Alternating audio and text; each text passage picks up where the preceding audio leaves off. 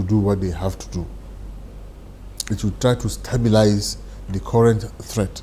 A lot of people will not go to Maiduguri for anything, will not go to Damaturu so it wants to stabilize those situations. It wants to ensure that even the IDPs are able to locate. So long as that atmosphere is achievable or is achieved, we would say that we have marked that level of peace that we need for things to go. But the source of confidence, the president has consistently said that he is restocking, he is re-strategizing and reaching out to people, to organizations, to countries within the region, sub-region, and so forth and so on. So we can have a coordinated global approach to fighting terrorism, because that is what happens everywhere in the world. And ours shouldn't be an exception.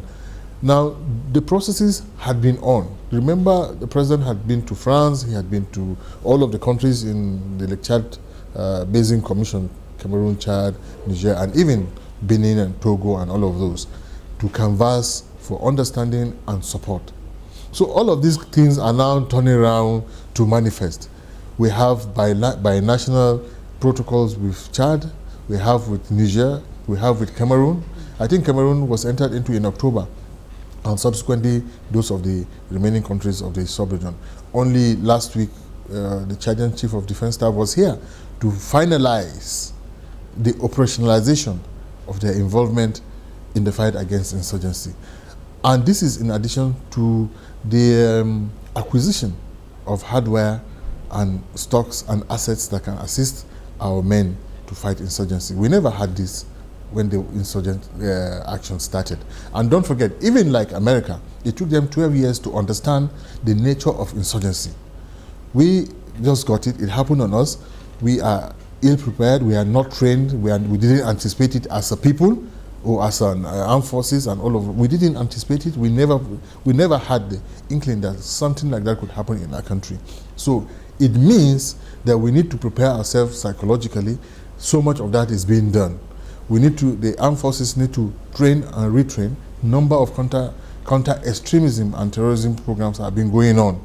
Some with the support of our allies and friends, some internally initiated, and the president has taken initiative to introduce the problem that we have to the United Nations, to ECOWAS, to African Union, and all of those. So all this support marshaled towards fighting the insurgency is coming home.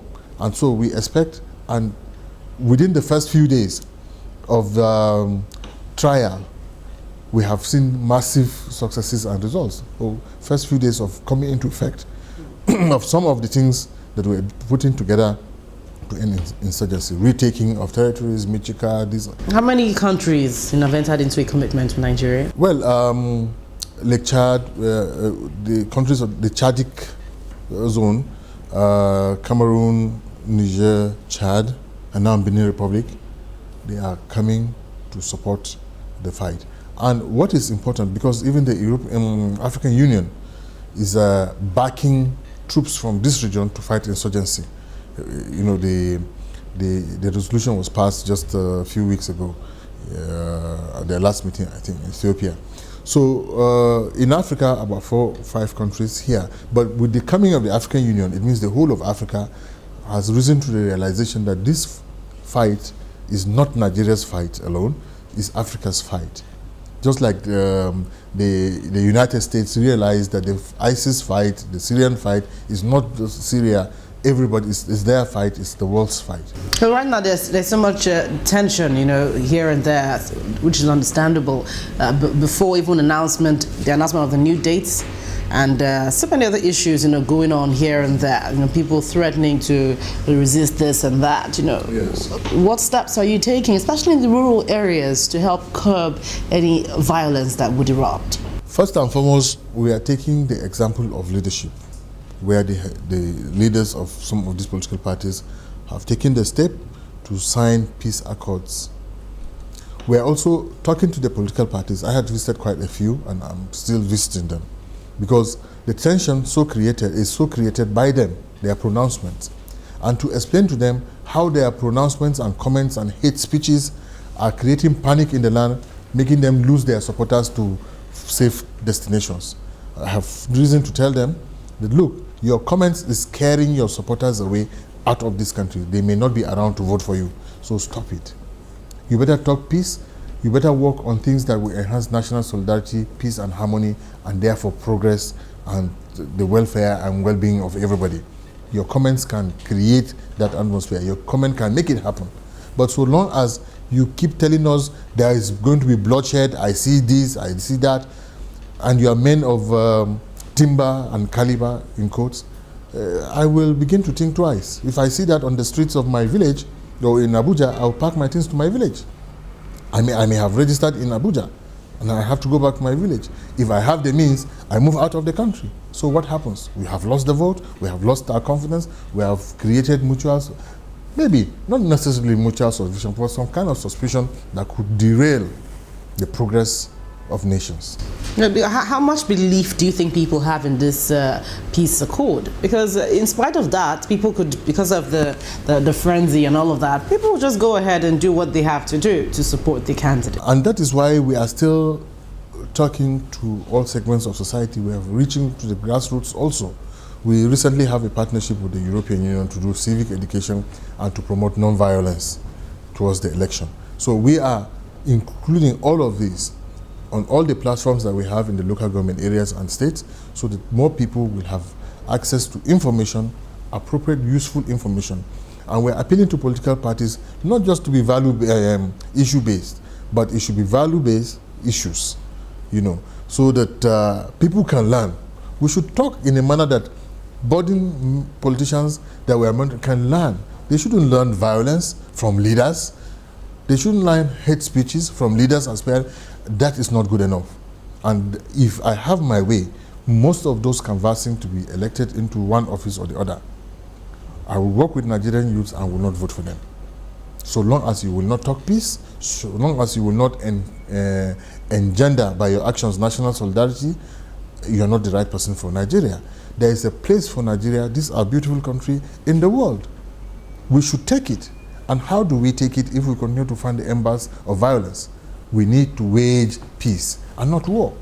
Well, hold on with that thought. We're still with the coordinator of the National Information Center, Mr. Mike Omeri. We'll come back on issues of national security and peace. Join us again. Although INEC acted within its constitutional powers, it is clear that it has been boxed into a situation where it has to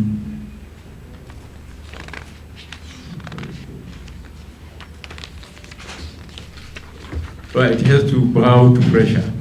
Thus, the independence of INEC has been severely compromised. As a Nigerian and a presidential candidate in the election, I share in the disappointment and frustration of this decision.